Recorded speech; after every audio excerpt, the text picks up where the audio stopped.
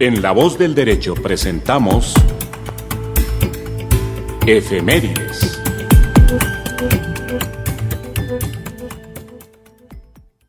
Se dice que soy fea, que camino a lo malevo, que soy chueca, que me muevo con un aire compadrón, que parezco un dinosaurio, mi nariz es puntiaguda, la figura no me ayuda y mi boca es un buzón. Es 14 de diciembre y repasaremos qué pasó un día como hoy en la historia. La línea por ti, se fijan si ven. En 1900, en Berlín, Max Planck presenta una derivación teórica de su ley de radiación del cuerpo negro, de acuerdo con la cual la absorción de todos los colores de la luz que experimenta un cuerpo negro da como resultado una agitación térmica que provoca la emisión de radiación. Con dicha teoría se dio origen a la mecánica cuántica. Más de uno se derrite si suspiro y se quedan si lo miro resoplando con temor. En 1911 llega a la Antártida la expedición del noruego Roald Amundsen, quien junto a sus 5 colaboradores fue el primero en alcanzar el Polo Sur. En esta misma fecha, pero en 1958, la tercera expedición antártica soviética es la primera en alcanzar el punto de relativa inaccesibilidad en el Polo Sur. Ocultan que yo tengo unos ojos soñadores, además otros primores que producen... En el fútbol, en 1947, en España se inaugura el estadio Santiago Bernabéu, con un partido amistoso entre Real Madrid y el club Os Belenenses de Portugal. En 2003, Boca Juniors de Argentina por tercera vez se consagra campeón de la Copa Intercontinental de Clubes al vencer al Milan de Italia. Oh, sí fui.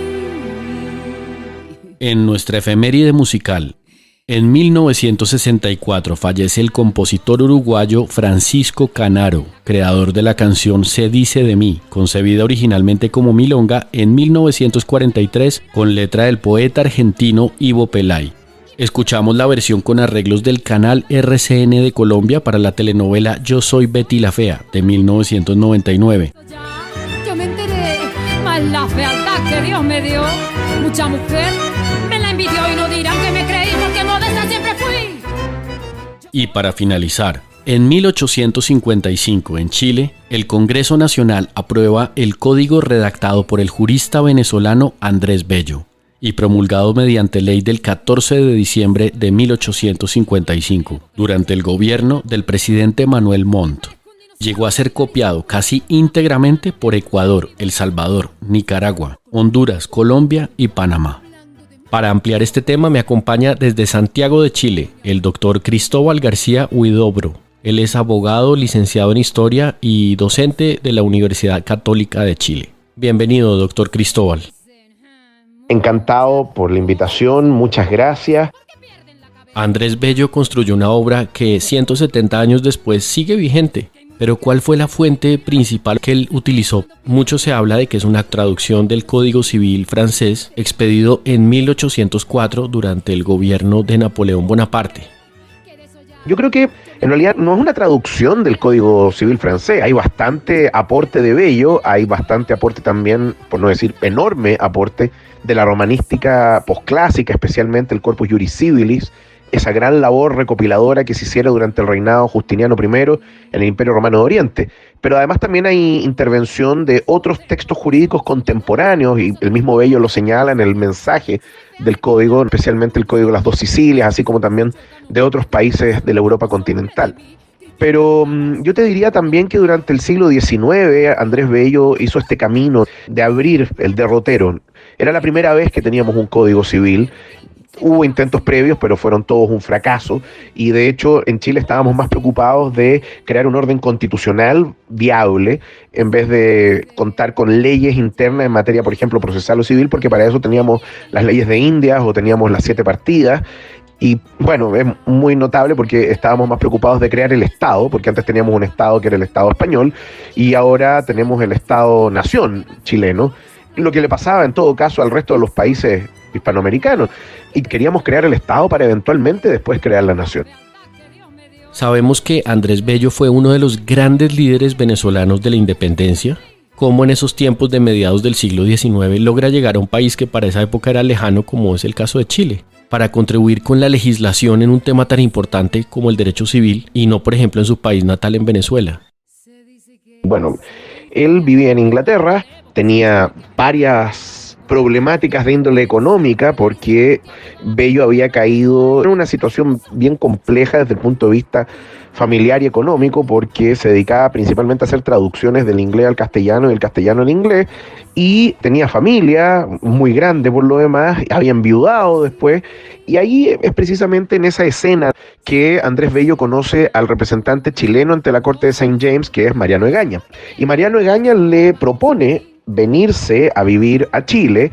Se le daría un cargo ministerial, oficial primero del Ministerio del Interior, que es el equivalente en nuestro sistema actual a un subsecretario.